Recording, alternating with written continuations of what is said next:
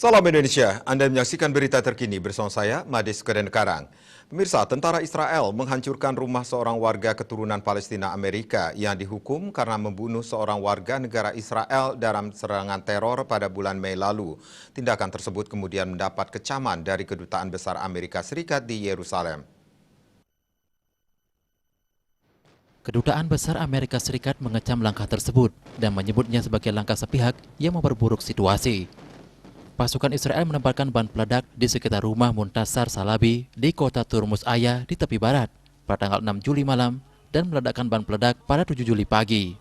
Tidak ada laporan cedera, sementara Israel sering menghancurkan rumah-rumah warga Palestina yang telah divonis bersalah karena menyerang warga Israel. Kasus ini berbeda karena beberapa alasan.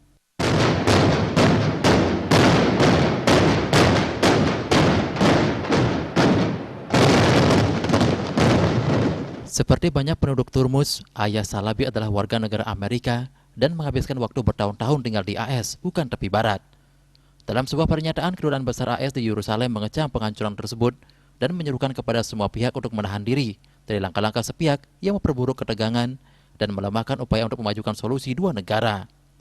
Ditambahkannya, tindakan tersebut tentu saja termasuk penghancuran rumah-rumah Palestina sebagai hukuman. Pernyataan tersebut juga menyebutkan, rumah seluruh keluarga tidak boleh dihancurkan karena tindakan satu individu.